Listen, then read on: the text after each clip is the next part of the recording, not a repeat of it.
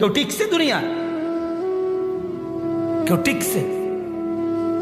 আমরা কিতাবে পড়ছি ভারতের দিল্লির এক বাদশা ছিল শের শাহ। শের শাহ 40 বছর একটানা যুদ্ধ করছে এই রাজত্বের জন্য, দিল্লির রাজত্বের জন্য। ওনার বয়স যখন 65, তখন উনি দিল্লির বাদশাহী পুরা পাইছে।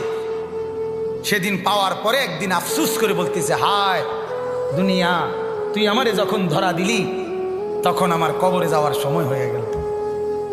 মানে আজ 40 বছর মেহনত কইরা দুনিয়া যখন বাদশাহী নিলাম, তখন আমার কি শুরু হয়ে গেল? কবরে যাওয়ার টাইম। দুর্বল হয়ে গেলাম তখন। দুনিয়া মনি, দুনিয়া বড় ধোকা দেয়। সব গুছাইয়া দুনিয়ারে সাজাইবার পরেও, সব ক্লিয়ার হবার পরেও, এ বাড়ি দাড়ি বিল্ডিং টিল্ডিং এর কাম সব গুছাইয়া সারলে